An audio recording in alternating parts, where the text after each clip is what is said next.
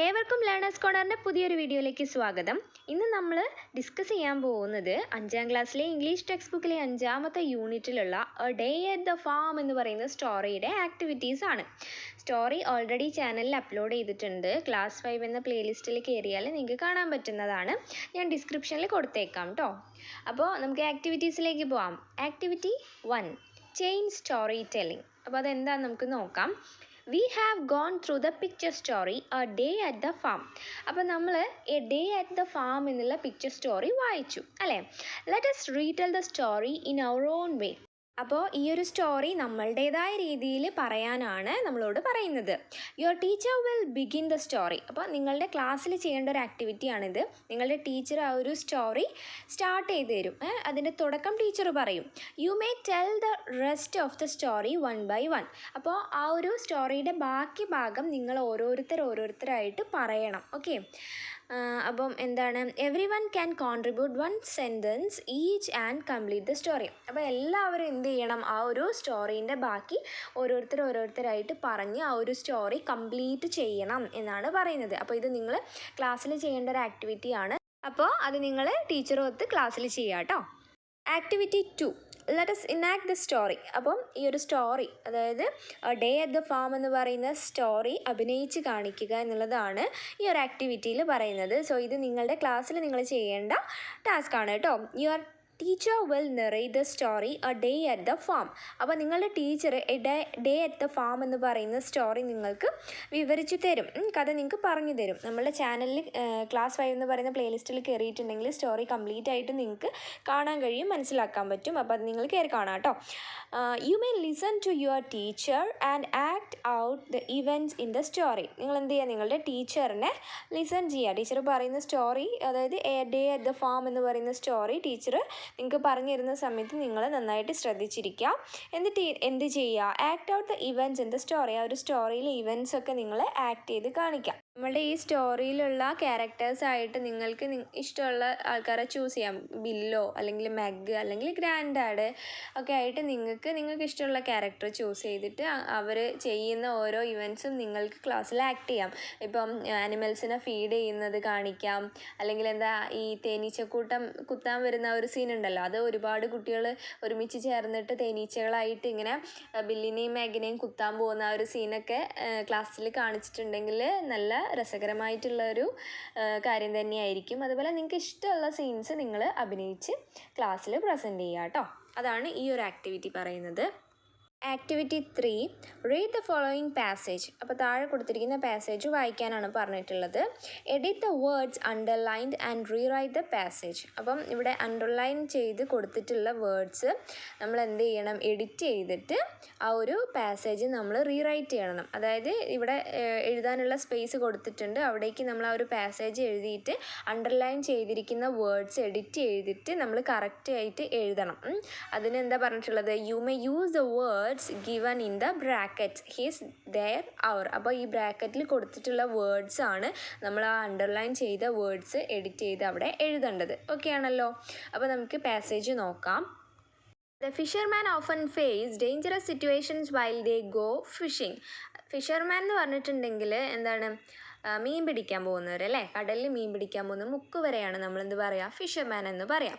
Often face dangerous situations while they go fishing. അവർ കടലിൽ മീൻ പിടിക്കാൻ പോകുന്ന സമയത്ത് എന്താണ്, ഡേഞ്ചറസ് ആയിട്ടുള്ള സിറ്റുവേഷൻസ്, അപകടകരമായിട്ടുള്ള പല സാഹചര്യങ്ങളും നേരിടേണ്ടി വന്നിട്ടുണ്ട്.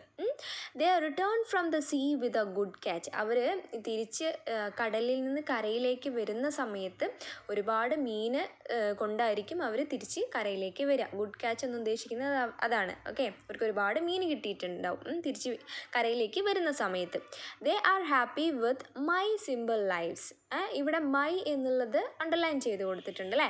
അവിടെ നമ്മൾ എന്താക്കണം, they are happy with their simple lifes എന്നാക്കണം. അതായത് അവരുടെ ലളിതമായ ജീവിതത്തിൽ, സിമ്പിളായിട്ടുള്ള ജീവിതത്തിൽ അവർ ഹാപ്പിയാണ് എന്നാണല്ലോ നമുക്ക് മീനിങ് കിട്ടേണ്ടത്. അപ്പോൾ അവിടെ ദെയർ എന്ന് നമ്മൾ എഴുതണം. അപ്പോഴാണ് നമുക്ക് സെൻറ്റൻസ് കറക്റ്റ് ആവുന്നതും കറക്റ്റ് മീനിങ് കിട്ടുന്നതും. അത് നിങ്ങൾക്ക് കറക്റ്റായിട്ട് മനസ്സിലാവാൻ വേണ്ടിയിട്ടാണ് താഴെ ഞാൻ മൈ എന്ന് കൊടുത്തിട്ട് ഹൈഫൺ ഇട്ടിട്ട് ദെയർ എന്ന് കൊടുത്തിട്ടുണ്ട്. അപ്പോൾ നമ്മൾ എന്ത് ചെയ്യണം, പാസേജ് എടുത്ത് എഴുതിയതിന് ശേഷം മൈ എന്നുള്ള സ്ഥാനത്ത് ദെയർ കൊടുക്കണം. അപ്പോഴാണ് നമുക്ക് സെൻറ്റൻസ് കറക്റ്റ് ആവുക കേട്ടോ, എഡിറ്റ് ചെയ്തതാവുക. They work hard for us and are an essential part of his society. Okay, അപ്പം ഇവിടെ ഹിസ് എന്നുള്ളതിന് അണ്ടർലൈൻ ചെയ്ത് കൊടുത്തിട്ടുണ്ട്. ഇവിടെ എന്താണ്, they work hard for us, അവർ എന്താണ് കഠിനാധ്വാനം ചെയ്യുന്നത്, ഹാർഡ് വർക്ക് ചെയ്യുന്നത് നമുക്ക് വേണ്ടിയാണ്. And are an essential part of our society എന്നാണ് കറക്റ്റ് വരിക. എന്താണ് മീനിങ് വരേണ്ടത്, എങ്ങനെയാണ്, are an essential part of our society, അവർ നമ്മളുടെ സൊസൈറ്റിയുടെ ഒരു പ്രധാനപ്പെട്ട ഭാഗം തന്നെയാണ് എന്നുള്ളതാണ് മീനിങ് വരിക. അപ്പോൾ നമുക്ക് അവർ സൊസൈറ്റി, നമ്മളുടെ സൊസൈറ്റി എന്നല്ലേ പറയേണ്ടത്, അപ്പം അവർ എന്നാക്കണം നമ്മൾ ഹിസ് എന്നുള്ളിടത്ത്. Okay, there are many stories about fisherman. ഫിഷർമാനെ കുറിച്ചിട്ട് ഒരുപാട് കഥകളുണ്ട്. One of the most famous stories about a fisherman is the old man and the sea. അപ്പോൾ ഫിഷർമാനെ കുറിച്ച് ഉള്ളതിൽ വെച്ചിട്ട് ഏറ്റവും ഫേമസ് ആയിട്ടുള്ള ഒരു സ്റ്റോറിയാണ് the old man and the sea. ഈ ഒരു സ്റ്റോറി എഴുതിയിട്ടുള്ളത് ഏണസ്റ്റ് ഹെമിംഗ്വേ ആണ്. ഇതൊരു സ്റ്റോറി എന്ന് പറഞ്ഞിട്ടുണ്ടെങ്കിൽ ഒരു നൊവല്ലയാണ്. നൊവല്ല എന്ന് പറഞ്ഞാൽ ഷോർട്ട് സ്റ്റോറീൻ്റെ അത്ര ചെറുതോ നോവലിൻ്റെ അത്ര വലുതോ അല്ല, അതിൻ്റെ രണ്ടിൻ്റെയും ഇടയിലുള്ള ഒരു ലെങ്ത് ഉള്ള സ്റ്റോറിയാണ്. അതിനെ നമ്മൾ നൊവല്ല എന്നാണ് പറയുക. അത് ഞാൻ ജസ്റ്റ് ഓർത്തിരിക്കാൻ വേണ്ടി പറഞ്ഞേ ഉള്ളൂ കേട്ടോ. It is the story of an old fisherman. ഇതൊരു എന്താ പറയുക, കുറച്ച് പ്രായമുള്ള ഒരു ഫിഷർമാൻ്റെ സ്റ്റോറിയാണ്. And her efforts to catch a big fish.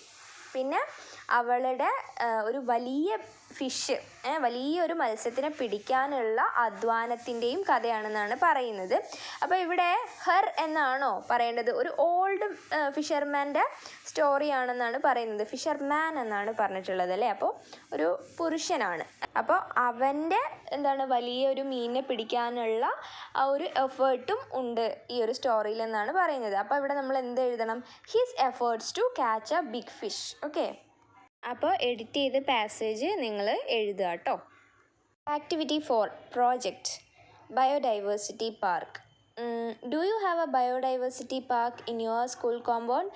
നിങ്ങളുടെ സ്കൂൾ കോമ്പൗണ്ടിൽ ഒരു ബയോഡൈവേഴ്സിറ്റി പാർക്ക് ഉണ്ടോ എന്നാണ് ചോദ്യം. ബയോഡൈവേഴ്സിറ്റി പാർക്ക് എന്ന് പറഞ്ഞാൽ ഒരുപാട് മരങ്ങളും അതേപോലെ ഒരുപാട് പ്ലാന്റ്സ്, പിന്നെ എന്താണ് ഒരുപാട് പൂക്കളുള്ള ചെടികൾ, പിന്നെ കുറേ എന്താ പറയുക ബട്ടർഫ്ലൈസ്, പിന്നെ കുറേ എന്താണ് നല്ല നല്ല പിന്നെ ഹേർബ്സ്, അതായത് ഔഷധ സസ്യങ്ങൾ, പിന്നെ എന്താണ് ബേർഡ്സ്, അതേപോലെ ഫിഷ്, അങ്ങനെയൊക്കെയുള്ള ഒരു ബയോഡൈവേഴ്സിറ്റി പാർക്ക് നിങ്ങളുടെ സ്കൂളിലുണ്ടോ എന്നാണ് ചോദ്യം. ഉണ്ടെങ്കിൽ നിങ്ങൾക്ക് യെസ് എന്ന് കൊടുക്കാം കേട്ടോ. പിന്നെ എന്താണ്, what kind of plants and trees are there? എന്തൊക്കെ തരത്തിലുള്ള എന്താണ് പ്ലാന്റ്സ്, ചെടികളും മരങ്ങളുമാണ് അവിടെ ഉള്ളത് എന്നാണ് ചോദ്യം. കുറച്ച് എക്സാമ്പിൾസ് ഞാൻ കൊടുക്കാം, നിങ്ങൾക്ക് നിങ്ങളുടെ പാർക്കിലുള്ള കാര്യങ്ങൾ കൊടുക്കാം കേട്ടോ. അപ്പോൾ ഞാൻ എക്സാമ്പിളായിട്ട് കൊടുക്കുകയാണ്. Plants like herbs, flowering plants, shrubs and an orchard is there. അപ്പോൾ ഇവിടെ ഹേർബ്സ് എന്ന് പറഞ്ഞിട്ടുണ്ടെങ്കിൽ ഔഷധ സസ്യങ്ങൾ, ഫ്ലവറിങ് പ്ലാന്റ്സ് എന്ന് പറഞ്ഞാൽ പൂക്കൾ ഉണ്ടാവുന്ന ചെടികൾ, പിന്നെ ഷ്രബ്സ് എന്ന് പറഞ്ഞാൽ കുറ്റിച്ചെടികൾ, and an orchard is there. Orchard എന്ന് പറഞ്ഞിട്ടുണ്ടെങ്കിൽ ഒരുപാട് ഫ്രൂട്ട്സ്, വെറൈറ്റി ഓഫ് ഫ്രൂട്ട്സ് ഉണ്ടാവുന്ന മരങ്ങൾ ഒന്നിച്ച് നിൽക്കുന്ന ഒരു ഏരിയനെയാണ് നമ്മൾ ഓർച്ചാർഡ് എന്ന് പറയുക. ഓക്കെ, ഇപ്പം എക്സാമ്പിൾ പറയുകയാണെങ്കിൽ മാംഗോ ട്രീ, അതുപോലെ എന്താണ് ജാക്ക് ഫ്രൂട്ട് ട്രീ, അങ്ങനെയുള്ള പഴങ്ങൾ ഉണ്ടാവുന്ന വൃക്ഷങ്ങൾ ഒരുമിച്ച് ഒരു ഏരിയയിൽ നിൽക്കുന്നതിനെയാണ് നമ്മൾ എന്ത് പറയുക, ഓർച്ചാർഡ് എന്ന് പറയുക. അപ്പോൾ അതും ഉണ്ടെന്നാണ് പറഞ്ഞിരിക്കുന്നത്. Do you know their names? നിങ്ങൾക്ക് ഇതിൻ്റെയൊക്കെ പേരറിയുമോ എന്നാണ് ചോദ്യം. അപ്പോൾ ഞാൻ കുറച്ച് എക്സാമ്പിൾസ് കൊടുക്കാം. ഓർക്കിഡ് വെറൈറ്റീസ്, അതായത് എന്താണ് നല്ല ഭംഗിയുള്ള പൂക്കൾ ഉണ്ടാകുന്ന ഓർക്കിഡ്സ് കണ്ടിട്ടില്ലേ, അതിൻ്റെ ഒരുപാട് വെറൈറ്റീസ്. പിന്നെ നീം ട്രീ, അതായത് വേപ്പ് മരം. പിന്നെ കാക്ടസ് എന്ന് പറഞ്ഞാൽ ഒരു തരം മുൾച്ചെടിയാണ്. പിന്നെ trees of amla, guava and mango. അപ്പോൾ എന്തൊക്കെയാണ്, നെല്ലി, പേര, മാവ്. അപ്പം ഇത്രയാണ് ഞാൻ എക്സാമ്പിൾസ് ആയിട്ട് കൊടുക്കുന്നത്. നിങ്ങൾക്ക് നിങ്ങളുടെ പാർക്കിൽ പോയിട്ട് നിങ്ങൾക്ക് അറിയാവുന്ന വൃക്ഷങ്ങളുടെയും പ്ലാന്റ്സിൻ്റെയൊക്കെ പേര് നിങ്ങൾക്ക് എഴുതാം കേട്ടോ. You may attach name boards to the trees. അപ്പം ഈ മരങ്ങൾ ഏതൊക്കെയാണെന്ന് നമുക്ക് മനസ്സിലാവണമല്ലോ. അപ്പോൾ അതിന് വേണ്ടിയിട്ട് എന്ത് ചെയ്യുക, ട്രീയുടെ പേര് ഒരു കാർഡൊക്കെ ആക്കി എഴുതിയിട്ട് നിങ്ങൾ അത് ആ ഒരു ട്രീയിൽ തൂക്കിയിടുക. Okay, give a suitable name for your park. നിങ്ങളുടെ പാർക്കിനൊരു അനുയോജ്യമായ പേര് കൊടുക്കാനാണ് പറയുന്നത്. ഞാനിവിടെ പേര് കൊടുത്തിട്ടുള്ളത് ബൃന്ദാവൻ പാർക്ക് എന്നാണ്. അപ്പോൾ നിങ്ങളുടെ പാർക്കിന് നിങ്ങളുടെ സ്ഥലവുമായിട്ടും അതേപോലെ നിങ്ങളുടെ സ്കൂളുമായിട്ടൊക്കെ റിലേറ്റഡ് ആയിട്ടുള്ള നിങ്ങൾക്ക് സ്യൂട്ടബിൾ ആണെന്ന് തോന്നുന്ന ഒരു പേര് കൊടുക്കാം കേട്ടോ. Fix sign boards and directions to the park wherever required. അതായത് ആളുകൾക്ക് പോയി കാണാൻ വേണ്ടിയിട്ട് സൈൻ ബോർഡ്സും ഡയറക്ഷൻസും ഒക്കെ ഏത് ഡയറക്ഷനിലാണ് പോകേണ്ടത് എന്നൊക്കെ ഉള്ള കാര്യം അറിയാൻ വേണ്ടിയിട്ട് നിങ്ങൾ സൈൻ ബോർഡ്സും ഡയറക്ഷൻസും ഒക്കെ വെക്കാനാണ് പറയുന്നത്. ഇത് നിങ്ങളുടെ പ്രോജക്റ്റ് വർക്കാണ് കേട്ടോ, അത് നിങ്ങൾ ചെയ്യാം. അപ്പോൾ ഈ ഒരു ആക്ടിവിറ്റി സെക്ഷൻ നിങ്ങൾക്ക് യൂസ്ഫുൾ ആയിട്ടുണ്ടാവുമെന്ന് കരുതുന്നു. സോ എൻ്റെ ചാനൽ ഒന്ന് സബ്സ്ക്രൈബ് ചെയ്യാനും ലൈക്ക് ചെയ്ത് ഷെയർ ചെയ്ത് തന്നെ സപ്പോർട്ട് ചെയ്യാനും മറക്കല്ലേ. See you with another video. Thanks for watching.